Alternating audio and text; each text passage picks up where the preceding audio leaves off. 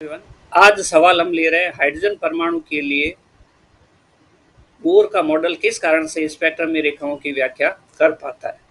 तो हाइड्रोजन परमाणु स्पेक्ट्रम में रेखाओं की व्याख्या करता है। पहले तो देखते हैं स्पेक्ट्रम में रेखाएं क्या होती है कि ये हमारे पास मान लो n इक्वल टू 1 है और सेकंड हमारे पास रहता है n इक्वल टू 2, दूसरा कोस, तीसरा n इक्वल टू 3 और चौथा n इक्वल टू 4। और कोस की ऊर्जा होती है, ऊर्जा स्तर की ऊर्जा होती है -13.6 upon n square electron volt में। तो पहले कोस की ऊर्जा आती है -13.6 इलेक्ट्रॉन वोल्ट, इसमें भाग देंगे -3.4 इलेक्ट्रॉन वोल्ट। अगर हम n इक्वल टू 1 रखते हैं तो 13.6 आएगा, n इक्वल टू 2 रखते हैं तो -3.4 आएगा। इस तरह से सभी ऊर्जा कोषों की इलेक्ट्रॉन जो रहते हैं वो पहले कोष में, दूसरे कोष में, तीसरे कोष में रहते हैं। ये वाला स्थान इलेक्ट्रॉन के लिए वर्जित है। पहले और किसी भी दो कोषों के, किसी भी दो ऊर्जा स्तरों के बीच में इलेक्ट्रॉन के पाए जाने की संभावना नहीं होती है।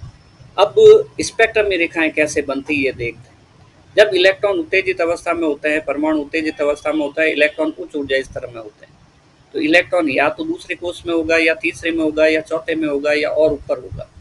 तो अगर दूसरे से वापस n इक्वल टू 1 में संक्रमण करेगा, जंप करेगा, तो कुछ ऊर्जा का त्याग करेगा। ठीक है।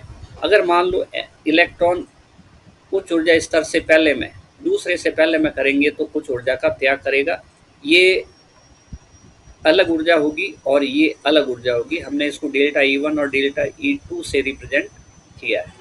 तो यानी कि अलग अलग ऊर्जा स्तरों से इलेक्ट्रॉन जब n बराबर 1 में संक्रमण करता है, जंप करता है, तो ऐसे टाइम में ऊर्जाएं भी अलग अलग होगी।